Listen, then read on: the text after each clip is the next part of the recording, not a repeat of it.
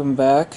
We are at the beginning of turn 3 of 1947, and before I get into it, I actually made a mistake on the quote-unquote setup.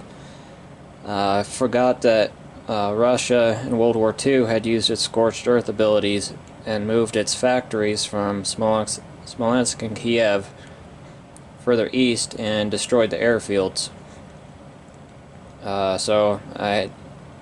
Like I said, this carries directly over from World War II. I fixed that. I moved the factories east, and then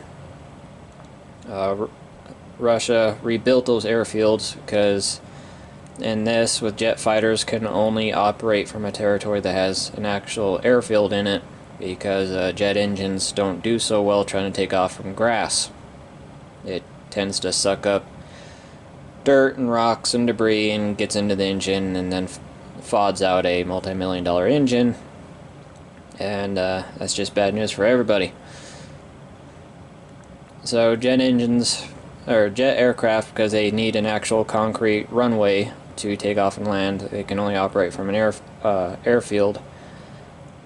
Propeller-driven planes can take off and land in any territory regardless of whether it has an airfield or not.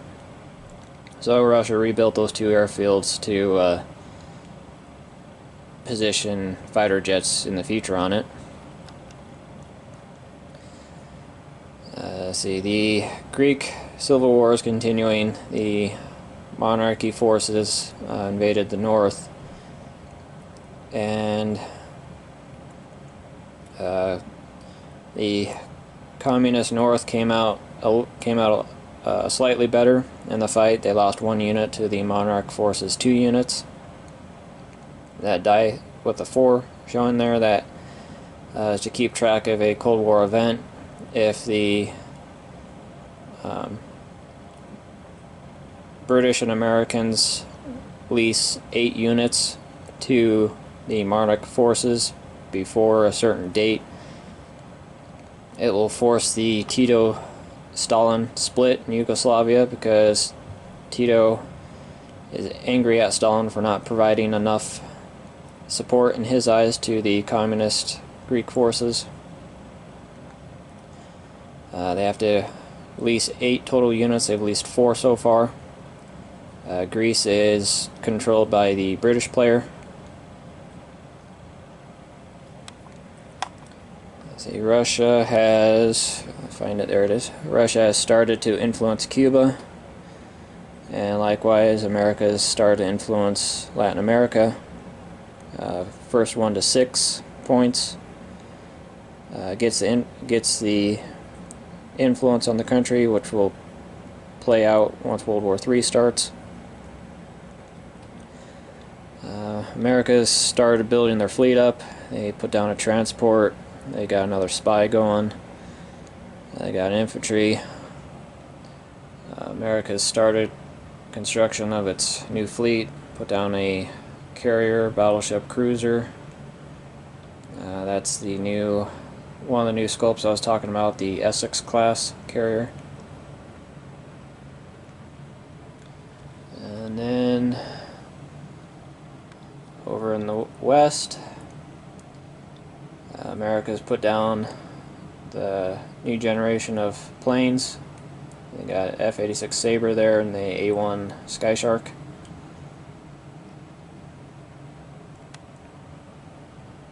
As you can see, England and Anzac and Japan have all started building their new fleets. England's put down a fleet carrier, cruiser. Japan and Anzac put down cruisers themselves.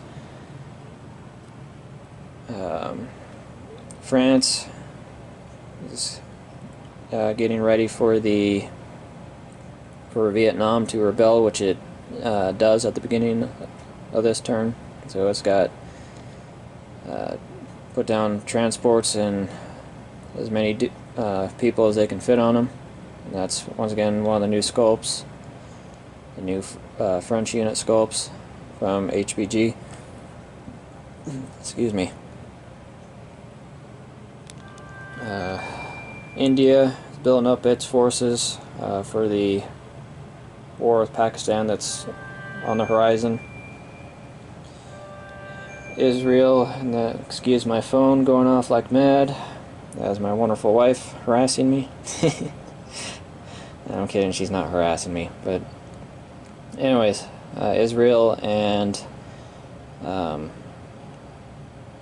the Arab nations are gearing up for their conflict. It's only a couple turns away.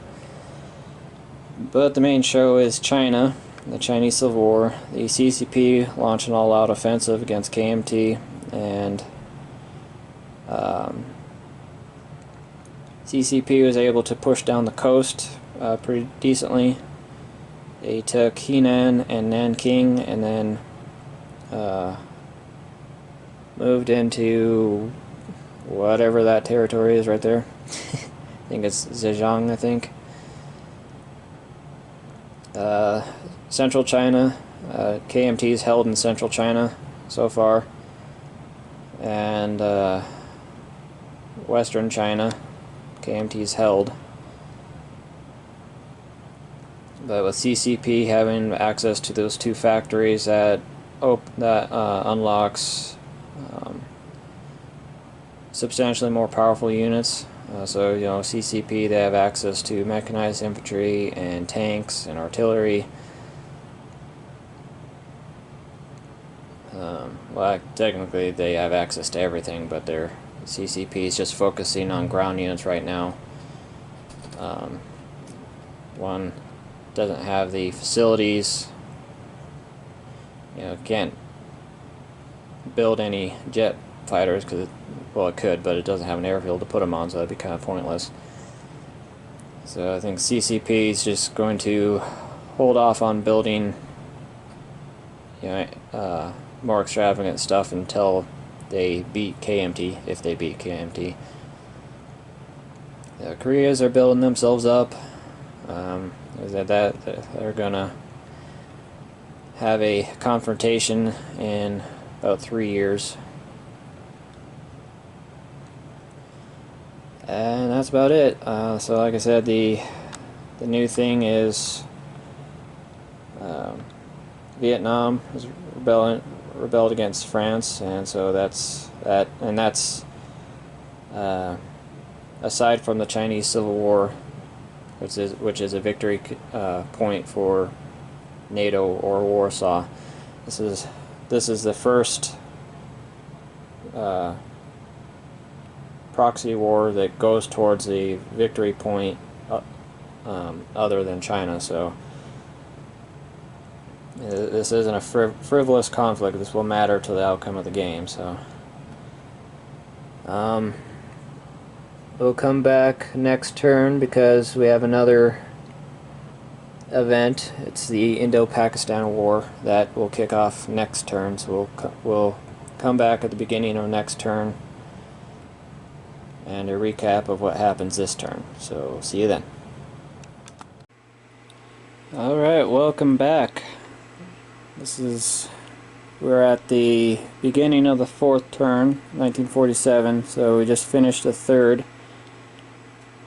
So the major event was the First Vietnam War, or also known as the Indochina War, where Vietnam and very much the French Indochina rebels against France. So you can see I'm using nationalist Spain markers for it, but so you see Vietnam and Siam have rebelled. France was able to put some militia there. Let's see, so Russia, we got our first contended territory for influence. Russia sent a spy down to South Africa to try to influence it, put it in its pocket, probably hoping to get that factory once World War III kicks off. It's continuing its influence in Cuba. America still hasn't contested it, so pretty much got free point.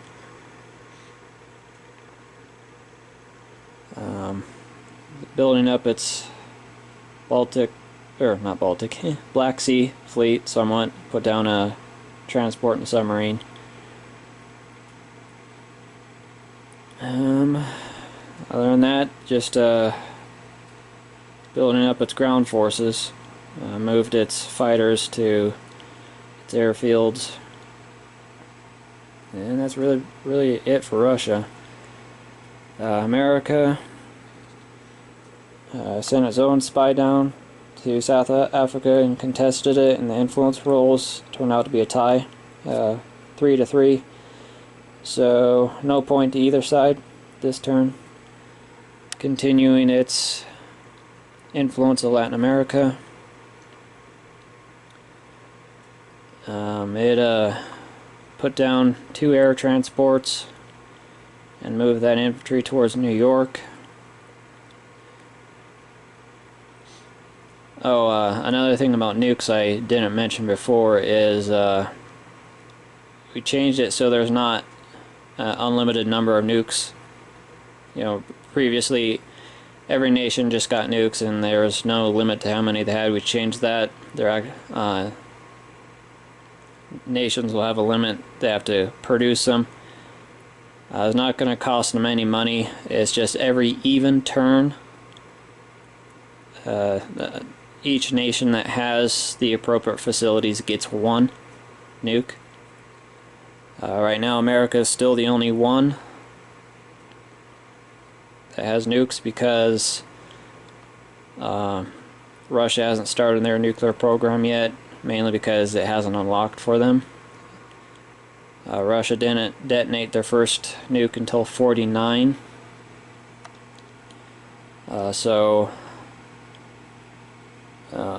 Russia can't start building their facilities till turn 6, and we're at the beginning of turn 4, so we've got a couple more turns before Russia can start building, or pretty much get its nuclear program up and running.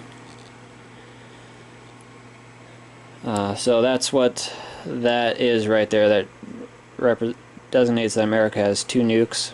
That doesn't mean that the Midwest got nuked. That's just how many nukes the United States has at the moment. America started its Pacific Navy, put down a cruiser and a destroyer, and it's got a fleet carrier and a battleship on the verge of being put out. France, because Vietnam or Indochina has rebelled, France has, like I said, put down those militia to hold the line until reinforcements can get there, and that's what France is doing. France has got a small army that just cleared the canal, Suez Canal. France is sending reinforcements to Indochina. It's not big, but it's really all France could afford to produce in 3 turns. France has got a second wave going, but it needs to build the transports first, and France needs to move those guys to the coast. England, continuing to lease to Greece.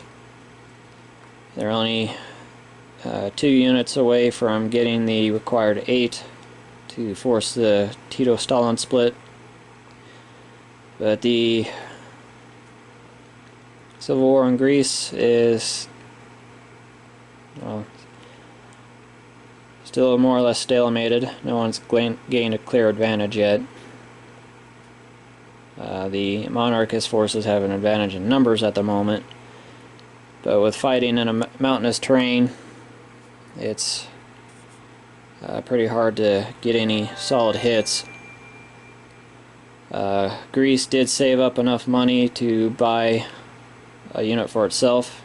It bought an artillery unit to try to help out firepower wise in the mountains.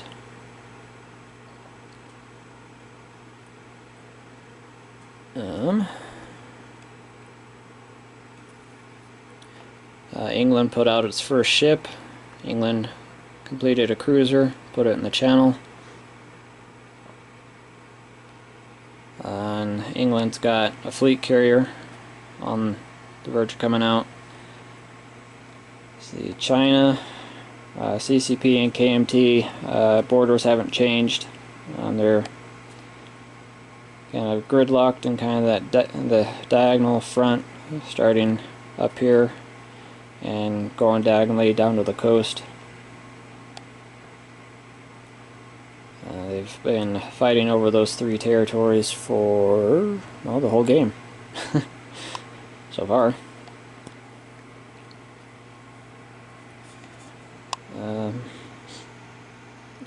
Argentina, using funds from the Warsaw Pact, completed an airfield and then started work on a cruiser.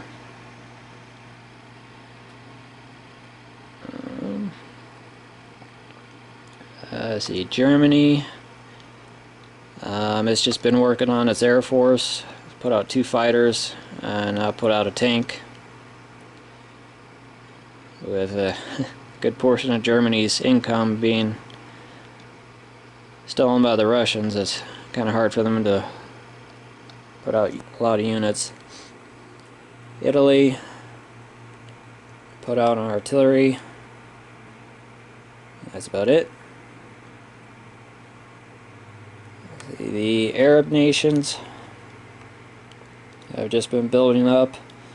They put down a heavy tank and an infantry in Iraq, getting ready for the first Arab-Israeli war.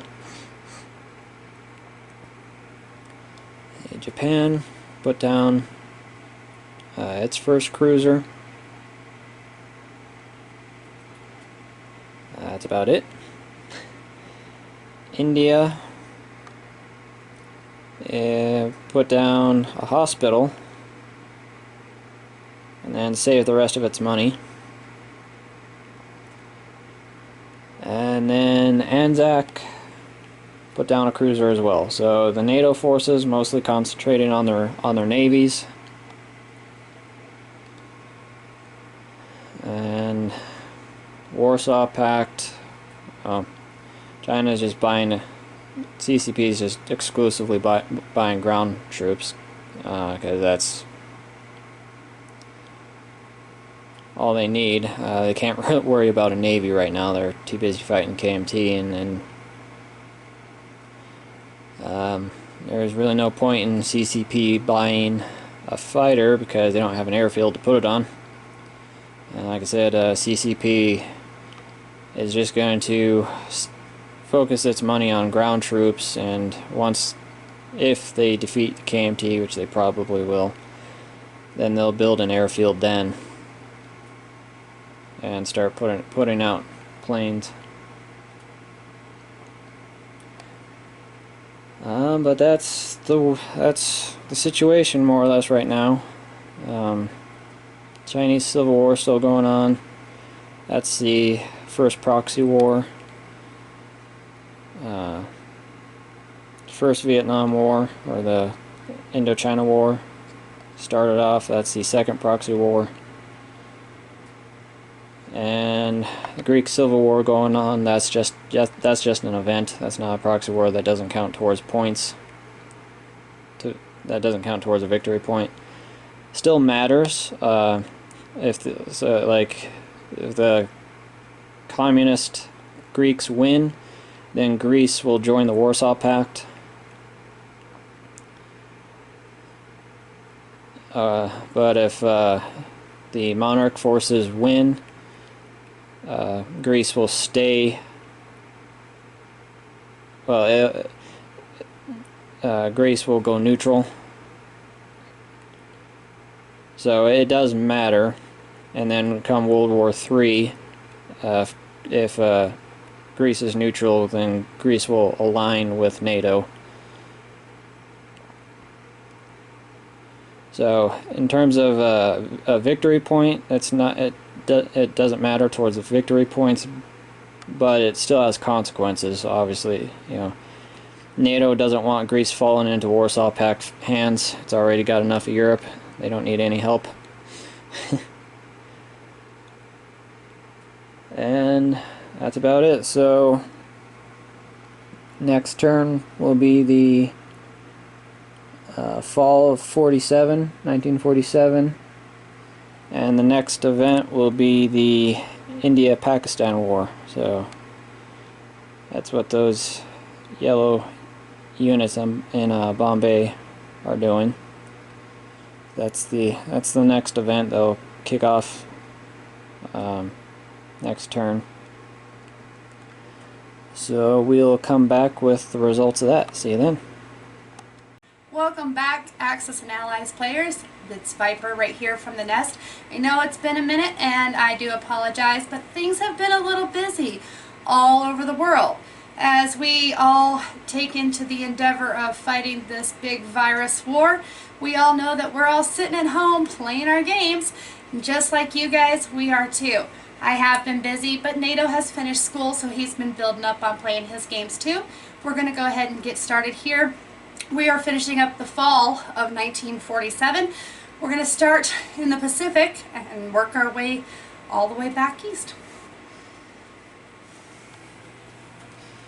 Okay, so over here, America is beefing up their fleet, getting some things going, and England is too off the coast of the Mother Island in Korea. Over here, we're just building up some things left and right, nothing really big going on.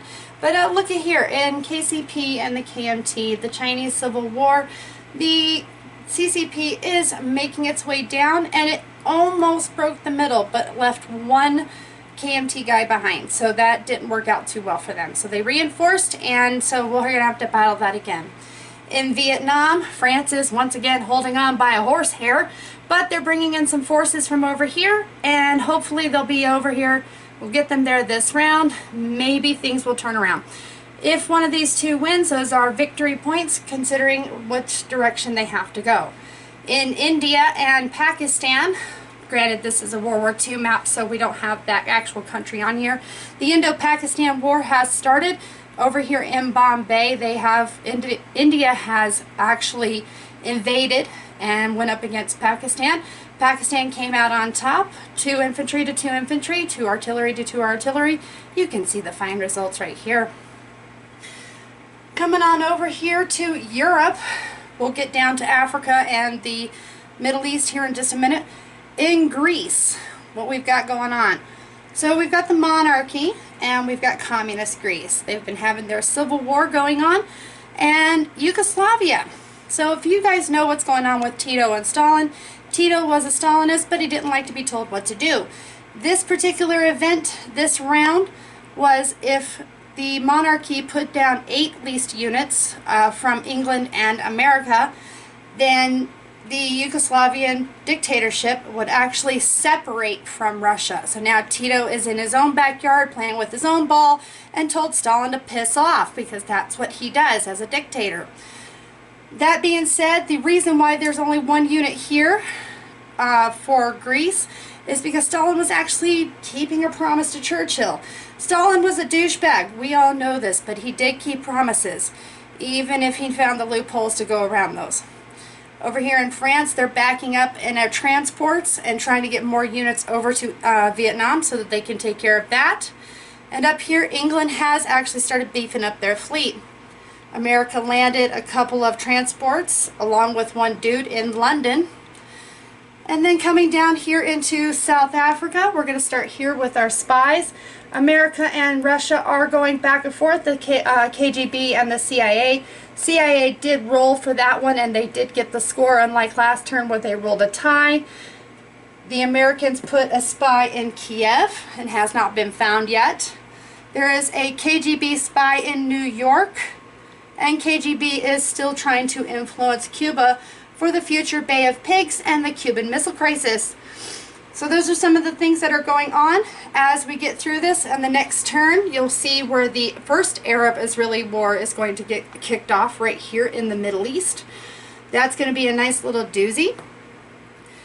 Just so you guys know, I will not be doing a lot of videos, but I'll be in and out as we have decided to extend tax season to July. It's going to be a little busy for me. So you'll have to listen to NATO. But we love you. We mean it. And those are things that we can take care of later on. We are still playing our game. We love seeing you guys play your game. No limit. I miss you. Have a good day. Thank you for watching The Nest. Hello everybody and welcome back. This is the end of the first half of 1948.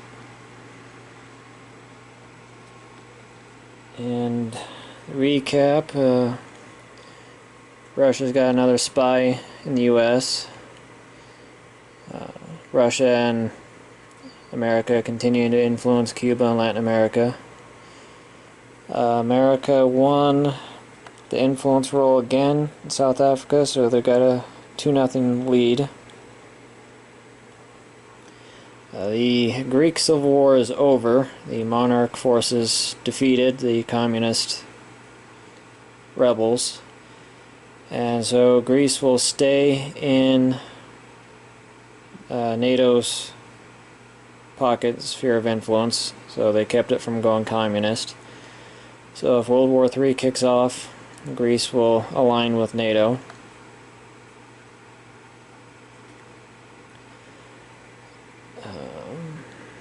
Let's see what else happened this turn.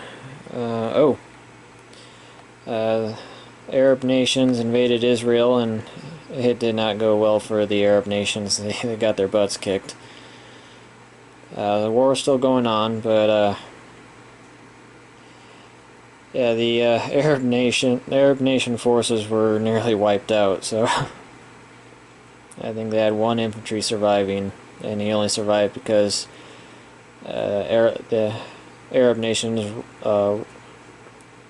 got a successful roll on their wounded, so they got that guy back. Otherwise, he'd be dead too. Let's see, the Pakistan-Indian War continues to go in Pakistan's favor, but India is building up its forces, but probably not enough time for them to tip the balance. France landed its first wave of its regular army in Indochina. Second wave is just cleared the Suez Canal. In China, KMT has more or less been able to stabilize their front line. They're actually growing in strength on the front line. So in the next several turns, there's 3 turns left in the Civil War, so we'll see where that goes. America is continuing to build up its fleet. New Sculpt just came in the other day as the Montana class battleship.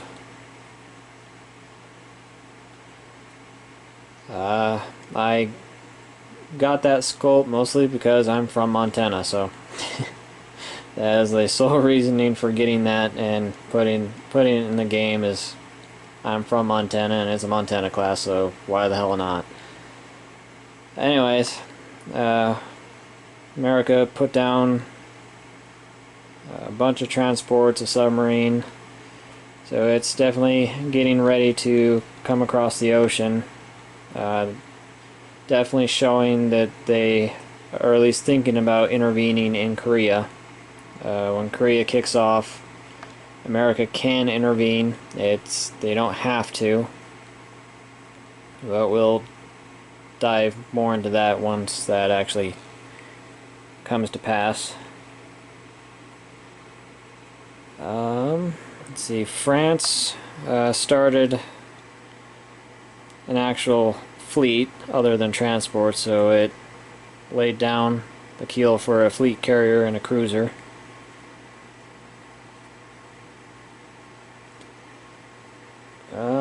America's got 2 spies in Russia now too. It's got one in Smolensk, one in Kiev.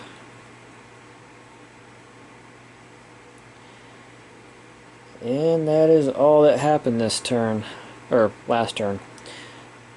So we'll be going into the second half of 48, and the events that happen this turn is Russia can implement the Berlin. Well, they don't implement the Berlin airlift, but they can trigger it.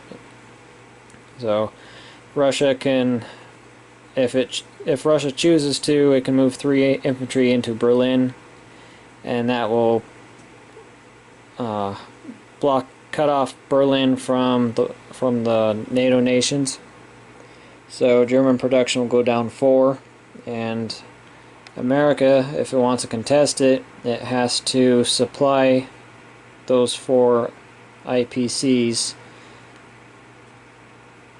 by having air transports available and flying those supplies into Berlin. And it has to keep that up for the duration of it. And if they do or don't, they have pros and cons. Well, I guess we can go into the pros and cons. So the con, if America doesn't attempt, well, assuming Russia moves into Berlin, if America doesn't airlift the supplies in there, Berlin more or less just, well, the half of Berlin that's under NATO jurisdiction basically surrenders to Warsaw and becomes part of Warsaw. And so German production will permanently go down by 4, and Russian production will go up by 4.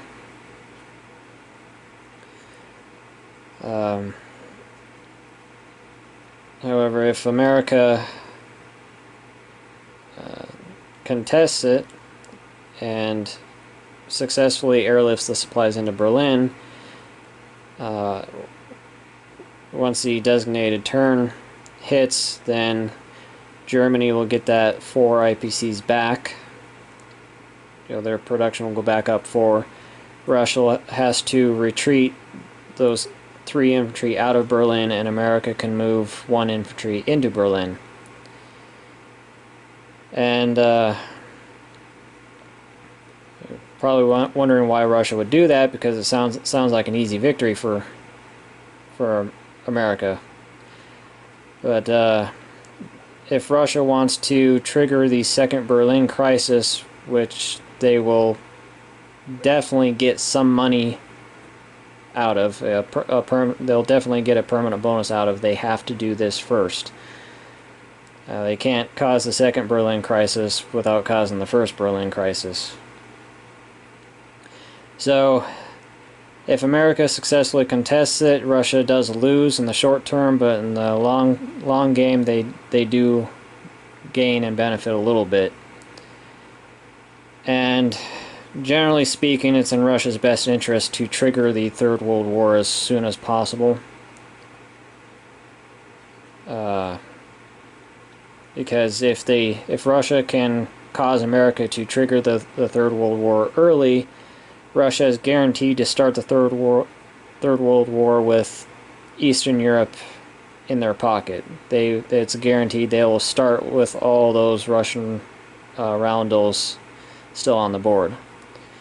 But if they let the Cold War go to its completion, there's a chance they could lose the Cold War. And if they lose the Cold War, all those Russian roundels go away, and all the production as well. So Russia, generally speaking, with few exceptions, they want to push America into starting the war as soon as World War III as soon as possible. So generally speaking, it's in Russia's best interest to do every event they can to try to push America into kicking the big show off early. So also this turn, Russia can start its nuclear program if it so chooses. It can start building the facilities and getting nukes under its belt, which, given the fact that America does have nukes and will be adding another nuke to its stockpile this turn, it'd be almost suicide for Russia not to. But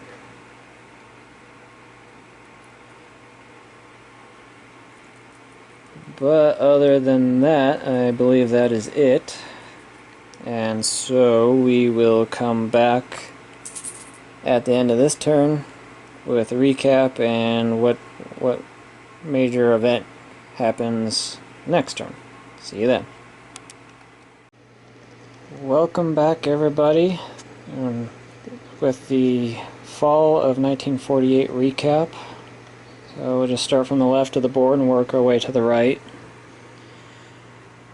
So Russia now has 3 spies in America, and those count towards the espionage rolls. America got its 3rd nuclear bomb. Bombs at this point, ICBMs, haven't been invented yet. Russia and America are still content to stay in their respective corners of Central America. So Russia is continuing to influence Cuba unopposed. Likewise, America is continuing to influence Latin America unopposed. Argentina still just has their cruiser and their airfield. Over in England, they put down a tactical bomber to put on the carrier, because without any planes, that carrier is kind of useless. Russia did blockade Berlin and moved those 3 infantry into Berlin and took away those 4 IPCs from Germany. And in response, America did institute the airlift, and it succeeded in supplying Berlin with the needed supplies for the turn. Let's see. America won the influence role in South Africa again, so it's sitting at 3-0 in America's favor. South Africa, sorry. The first Arab-Israeli war is over. The Arab nations failed to take down Israel, so we have our first victory point of the Cold War, and it goes to NATO. So the score in the NATO versus Warsaw Alliance struggle is NATO 1, Warsaw 0.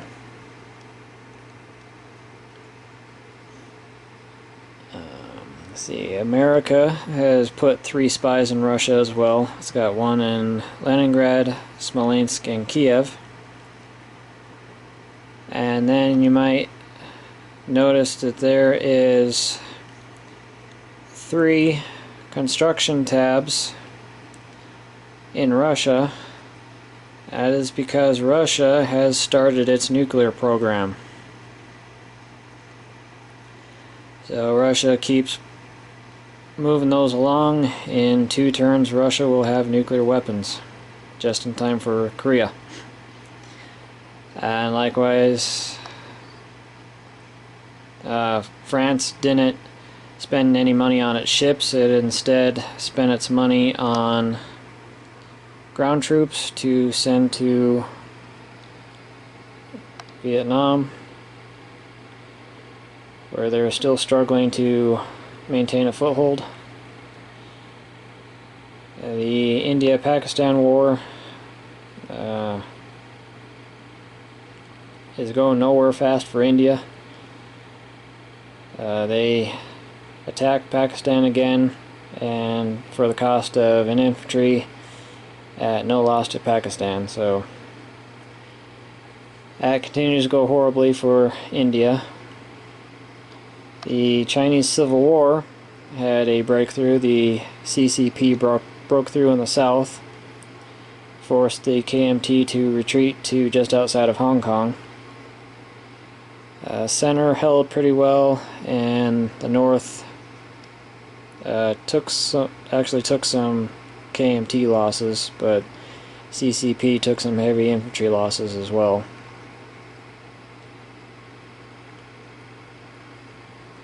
And that was it. I think both Japan and Anzac opted to save their money this turn for another ship. North Korea, well, the Koreas continuing to just build up in preparation for the Korean War that will happen in 1, 2, 3, 4 turns.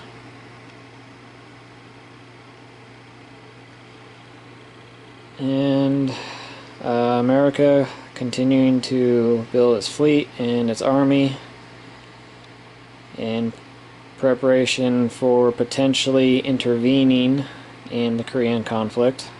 Like I said, they don't have to, it's not required, but there are pros and cons to intervening or not intervening, and we'll jump off that bridge once we get a little closer to that actual conflict. But other than that, that was it for the round. So we'll come back with the spring of 49 and we'll come back with a spring of the 1949 recap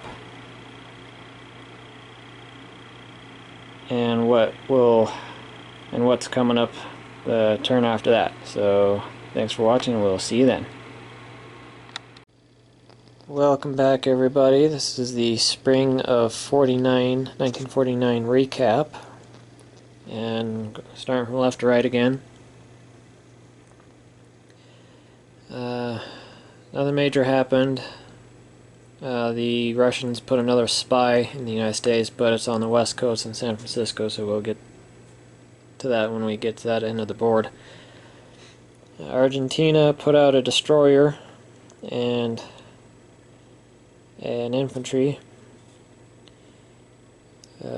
building up for the future Falkland Islands. And yeah, I know it's many years down the road, but with Argentina dependent on the Warsaw Pact for money, and them only getting about $5 a turn because Russia, who is paying 100% of the bill for Warsaw right now because the CCP Chinese are a little busy.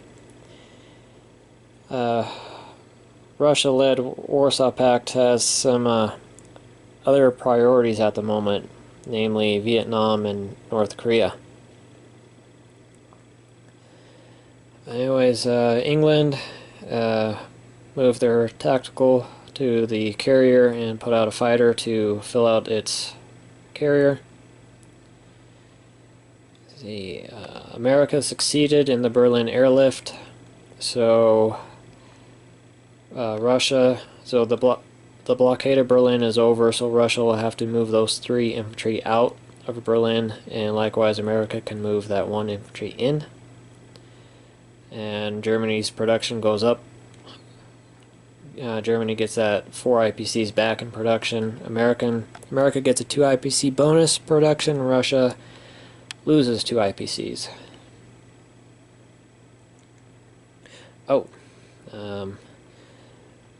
Russia has successfully influenced Cuba. Likewise, America has successfully influenced Latin America. So those are, they haven't joined, like they haven't taken those territories. So like Russia doesn't get Cuba's production, and likewise America doesn't get Latin America's production. They're just aligned with those 2 nations. So if full-scale war does kick off, if World War III does kick off, then yes, the Cuban, they'll put a Russian roundel on Cuba and then an American on Latin America, and then their productions will go to the appropriate nations. But for right now, they're still independent. They're just influenced or aligned with the powers to be. America won the influence role again in South Africa, so it's 4-0 right now. Let's see, America put another spy in Russia, so there's now 4 American spies in Russia, and America's maxed out the spies. You can only put spies in a city, with the exception of the capital. You can't put your spy in a foreign capital. America can't put a spy in Moscow because that's the KGB headquarters. That'd be kind of pointless. Likewise, Russia can't put a spy in DC because that's a CIA headquarters. Well, it's not in DC. Langley isn't in DC. It's just nearby. Anyways, details. See, Israel has begun constructing an airfield because with the fall of 1949, which we're on right now, jet aircraft is unlocked to Israel, so they've begun constructing an airfield so they can replace their P-38 with an actual jet fighter. The Arab states have done the same, start construction of an airfield. Russia moved its nuclear program along. Likewise, France has moved its carrier and cruiser along this turn. Speaking of them, France is still barely hanging on in Vietnam. They took some pretty heavy casualties this turn. They reinforced it, but before they reinforced, there was one French infantry and one French artillery, and that was it that was left in Vietnam. But the second wave of transports arrived and dropped some reinforcements. The first Indo-Pakistan War is over. India lost. India failed to take Pakistan, so those units right there will have to head back to India land this turn.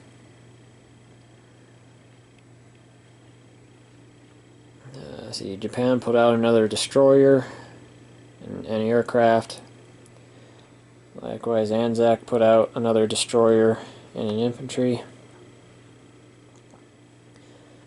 America, there's the Russian spy in San Francisco. America substantially beefed up its army. It laid down 4 mechanized infantry, a ranger battalion, and an artillery. So they substantially beefed up their army in preparation for possibly intervening in Korea, which is 2 turns away.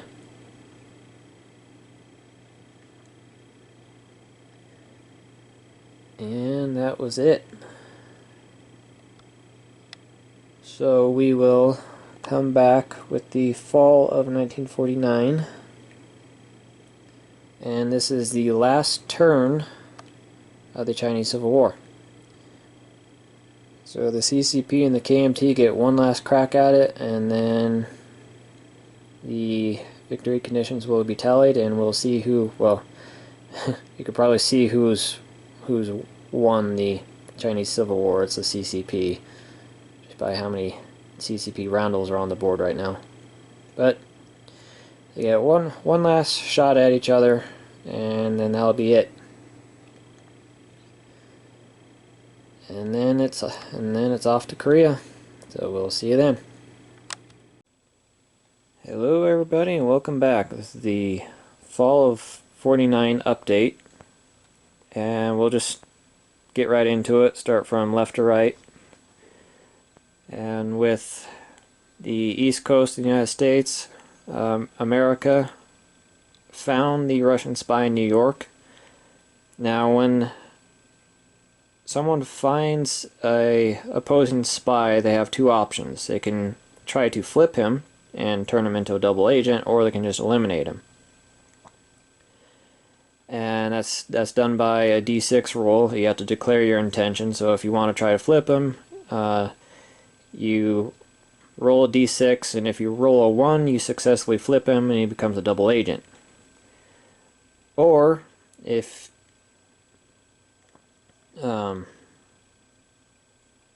you don't want to do that, he's just eliminated, and you find them by moving your own spy into a city that has an enemy spy, and you roll a d6, a 2 or less, you found them. Then you make the decision want to try to flip them or just eliminate them. America opted to just eliminate him, to give him a +1 modifier on the espionage roll, which the consequence of that is whoever has the highest roll wins the espionage roll for that turn, and the difference between the two roll values is subtracted from the loser's bank account, IPC account. So America opted just to eliminate the Russian agent to give them that +1 modifier, because America has 4 spies in Russia, and with finding that Russian spy and eliminating him, that dropped Russia down to 3 spies in America, so that give America a +1 modifier. And America used that to win the espionage roll and took $3 from Russia, I believe. But anyways, moving on. I think last video said that Cuba had successfully influenced Russia had successfully influenced Cuba. I was about to say it the other way around. And America influenced Latin America. Cuba put out a... Wow, I have really got my countries backwards today. Argentina put out a destroyer and an infantry. Alright, let's see if I can not screw Europe up. Alright. America won the first Berlin crisis via the airlift. That's what those 2 transports are doing there. America started sending them back. So Germany got its 4 IPC a turn back, and Russia had to pull out of Berlin, and America could move into Berlin. If you remember, the Berlin territory is split evenly between Germany and Russia. The Berlin territory is worth 8, Russia gets 4, Germany gets the other 4. The consequence for Russia, quote-unquote, losing the first Berlin crisis is Russia takes a political/propaganda hit, and Russia goes down 2 IPCs, where America goes up 2 IPCs on the production tracker for the political clout of winning the crisis.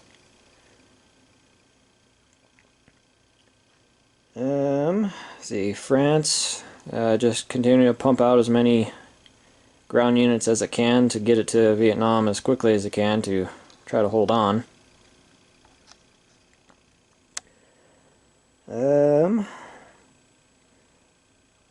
With Cuba and Latin America decided, Russia moved on to Nubia to try to influence it, and America moved its agent to counter it, and they actually tied on the influence roll. So no one gets the point. And South Africa, things continue to go bad for the KGB. They lost another influence roll, so it's 4-0 in America's favor in South Africa. Oh, no, sorry. They tied. Nubia and South Africa both tied. So, on the influence roll, so no one got the point on South Africa as well. Let's see, Russia tried to find the American spy in Kiev, but they were unsuccessful. Let's see, both Israel and the Arab states both completed their airfields. So when the time comes, they can put out jet fighters and have an airfield that they can operate from.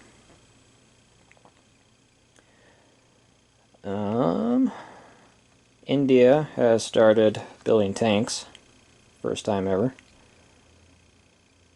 Russia has continued its nuclear program. It is 1 turn away from having the appropriate facilities to start producing nuclear weapons. So that's terrifying for NATO. And me, who's playing NATO. And my wonderful wife, who is playing Warsaw and I'm sure would love to nuke me in the face given the opportunity. See, the big news for this turn is the Chinese Civil War is over. The CCP, Communist faction, has won, so China has gone communist and joined the Warsaw Pact, and that is also a proxy war with a victory point up for grabs, so Warsaw has gained its first victory point. So the Cold War is tied up at 1 point apiece, 1 point NATO, 1 point Warsaw. Vietnam continues to not go so well for France. They continue to barely hold on. My reasoning for continuing to fight Vietnam instead of just giving it up is it's economic game. If I keep fighting in Vietnam, that means Russia has to keep spending money on Vietnamese forces to fight France, which takes away from Russian production, which limits Russian forces in the event that this thing cooks off into World War III early. And even if it doesn't, the more money Russia has to spend on these proxies, the weaker Russian forces will be when the big show kicks off. So that's why I'm continuing to fight the Vietnamese, or that's why I'm continuing to have France fight the Vietnamese even though it's pretty much hopeless. And then Japan put out another destroyer, an anti-aircraft gun. Anzac did similar. Weird. There it is. They put out a destroyer and a dude. And then America has left port and started coming across with a substantial force. Hasn't declared its intentions yet, but given the size of that force, it is strongly indicating that it will intervene in the Korean conflict. And then America put down 2 heavy strategic bombers to use somewhere. If it's going to intervene in Korea, it's probably going to be send them over there. Now, the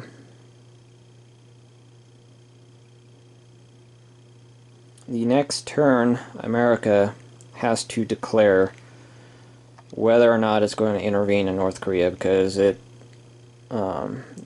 spring of 1950 right now.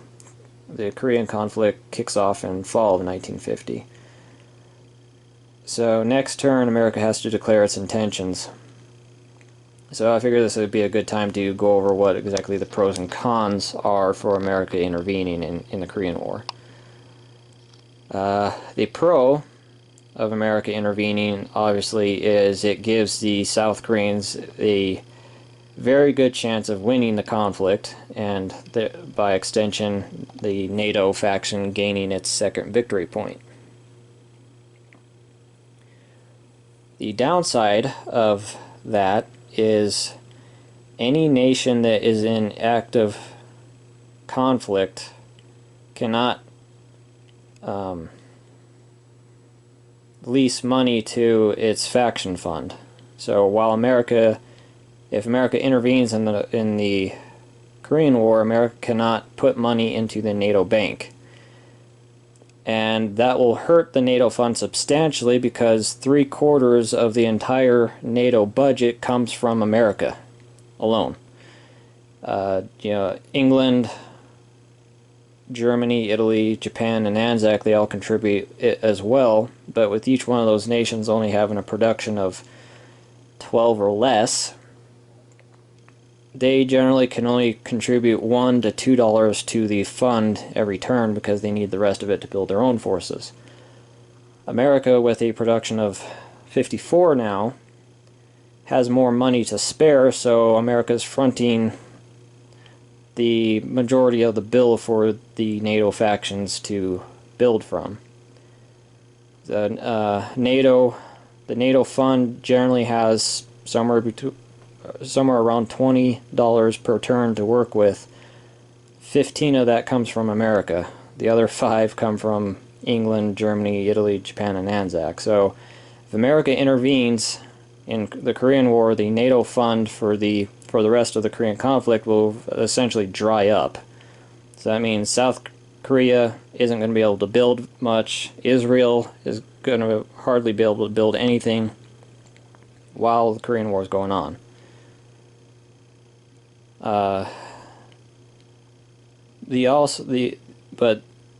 The other option, America can decide not to intervene. The downside of that is that, it puts North and South Korea on an equal footing. But the bigger potential disaster is China, who is now solidly in the Warsaw Camp, can choose to intervene in the Korean conflict as well, regardless of what America does. So if America chooses not to intervene, China still could. And North Korea, backed up by the full might of China, would be very, very tough for South Korea to fend off all by itself.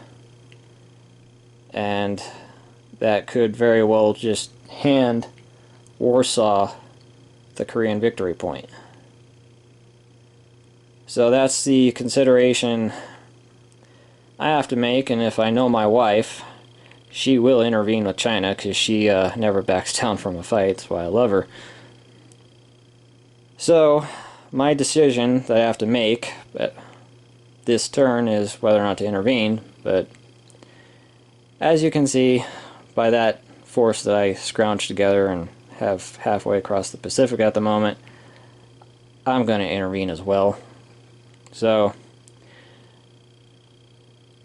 see, not this turn, but the next turn this should kick off, and we'll have our first real major conflict of the Cold War in terms of scale and, number of nations involved and all that fun stuff. So, we will come back with the spring of 1950 and see what happened.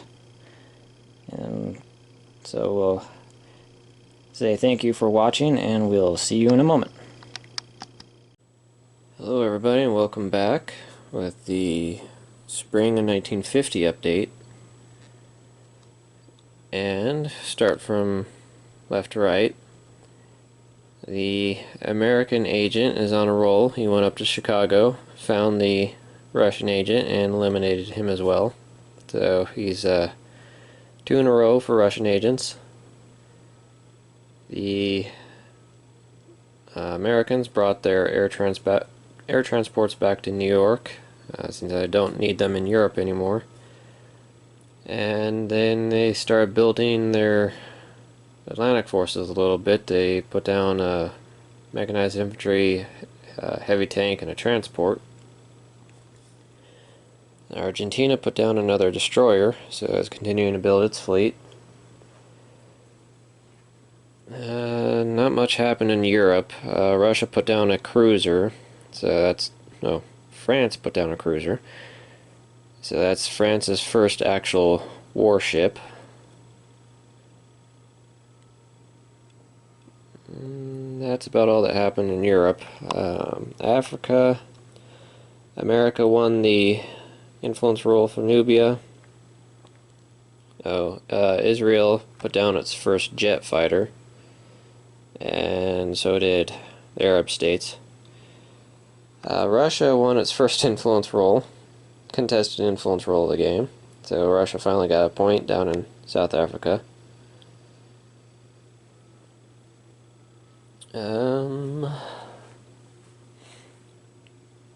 Vietnam still continues to go poorly for France. France almost got kicked out. They were reduced to one infantry. China's starting to move its forces north to Korea. In the event that they intervene, they start building an airfield right there.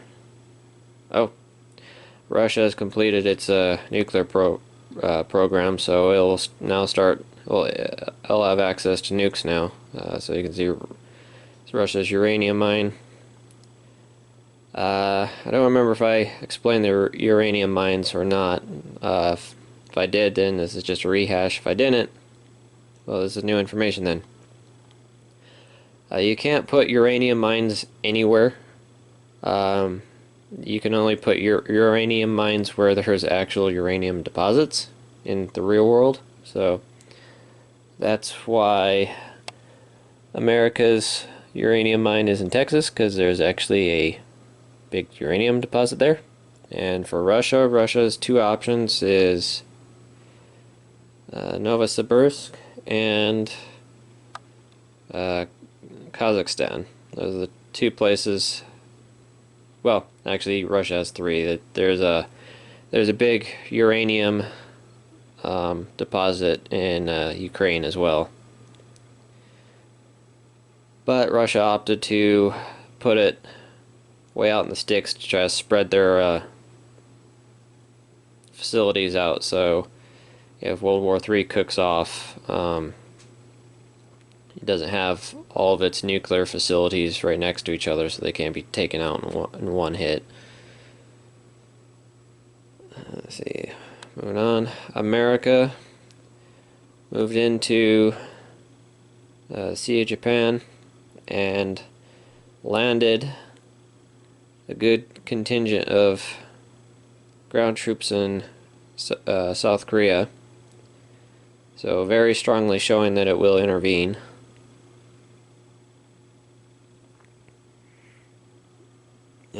Japan put down a tactical bomber. Anzac put down a submarine.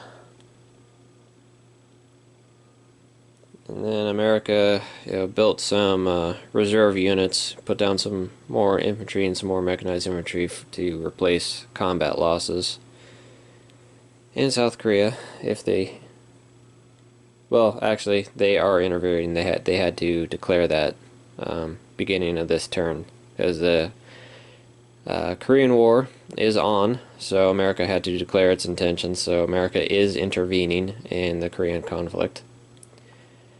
So that's good for South Korea. South Korea gets the backing of one of the most powerful militaries on the board right now. Downside is NATO just lost 3/4 of its funding. So, but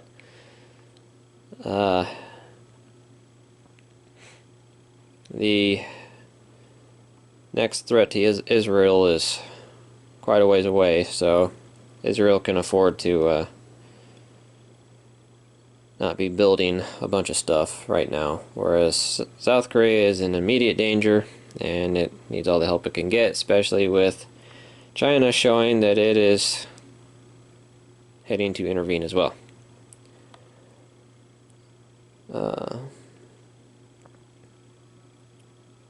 So that's about it.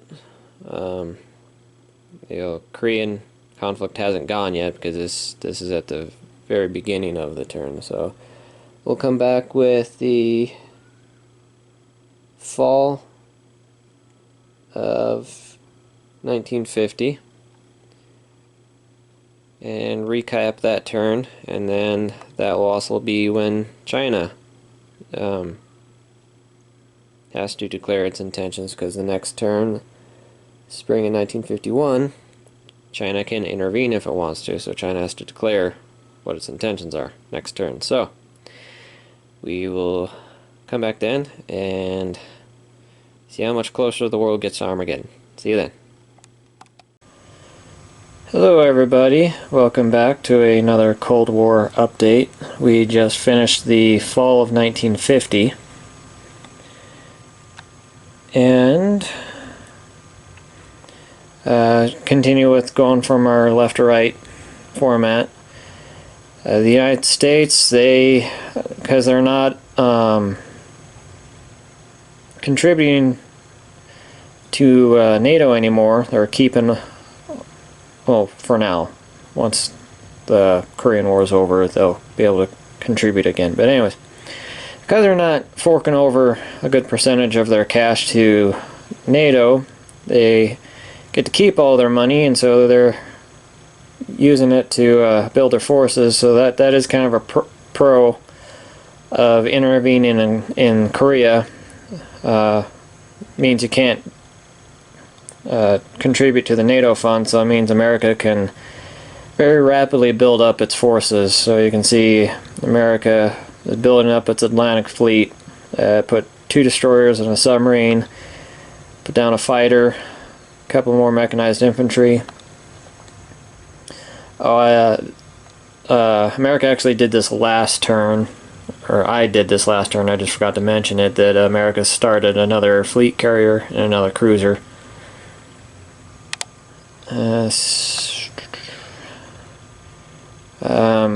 America I loaded up an infantry and a tank, put it on a transport, and started sending it across the pond to land somewhere in Europe. England continuing to build up its fleet, put down a transport, and building up its ground forces. Germany put down a heavy strategic bomber in Munich. Italy put down its first fighter. Russia killed its first American agent. The Russian agent found the American one in Kiev, and so Viper totally killed my agent. So I wasn't too happy about that. Russia has its first nuke. So that's bad. At least for me anyways. Yeah, if I was the only one that had nukes, I might consider using those over in Korea. But now that my wife has nukes as well, if I use nukes, she's totally gonna nuke me in the face as well, and that'd just be bad for, well, me especially, but everyone in general. See, Israel didn't do much because it has no funding. I think it bought an infantry and a militia. The Arab states, I think she bought a heavy tank and an artillery, I believe. Something like that. I sent another wave of French troops towards Vietnam, and I got second wave ready to pick up. I completed France's carrier, so it's sitting in the med. Probably be a minute before I can get planes on it, because virtually all of France's money is going to Vietnam right now. Let's see.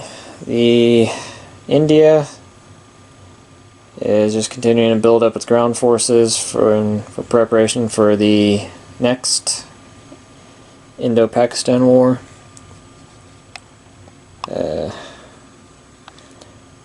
Vietnam continues to go south for me. Got whittled down to 1 infantry again, and then what I didn't spend on France's carrier, I dumped all the rest of France's money into militia to try to hold the line until more powerful units get there. We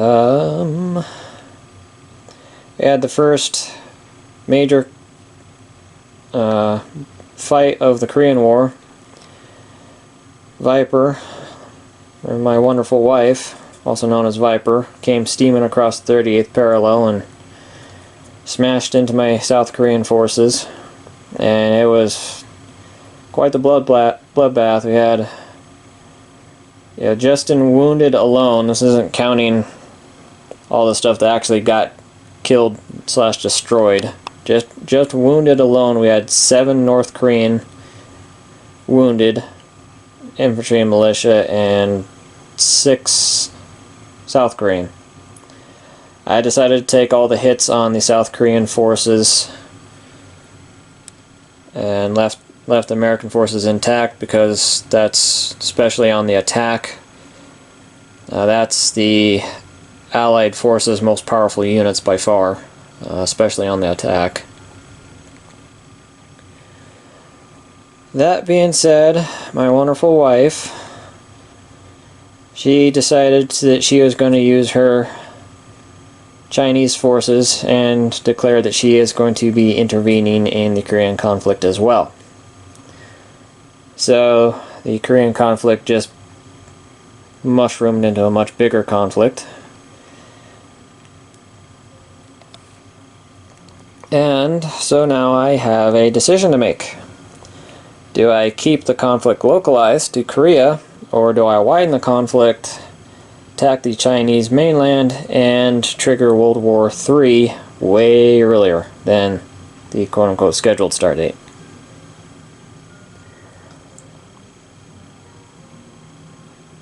And then other than that, I sent transports back to the west coast to pick up reinforcements. Brought my air transports from Europe over to help get reinforcements to Korea faster.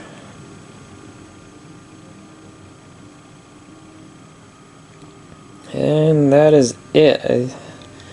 I saved my money with Japan as well as with the Anzacs. I just saved my money to buy expensive stuff. And that was it. So what we're going to do is we're actually going to do one more turn,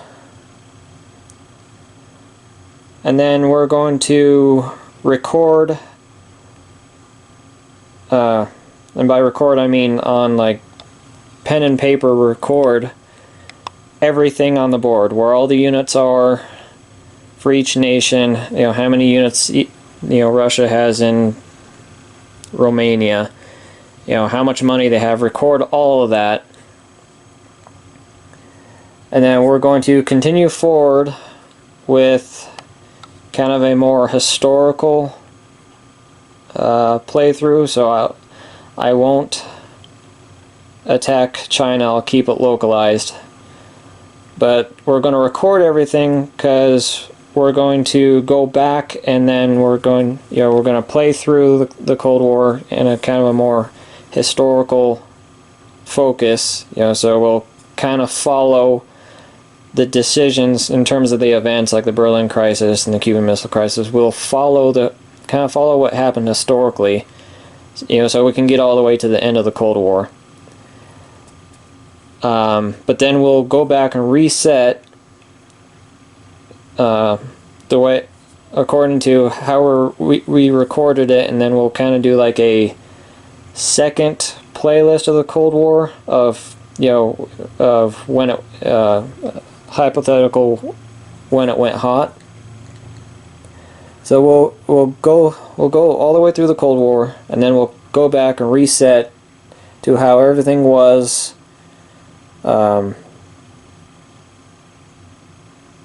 spring of 1951, and then I'll attack mainland China, and we'll kick off World War III in 1951 and record that. So we'll have kind of like a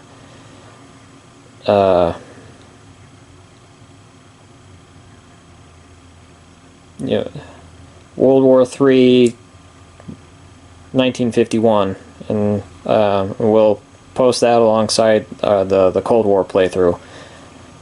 But we'll do it as its own playlist, so it doesn't get confused with the regular Cold War stuff. So that's the tentative plan. So we will come back sometime in the future, because there isn't going to be any new events for a while. So we'll come back sometime in the future with another update, and we will see you then.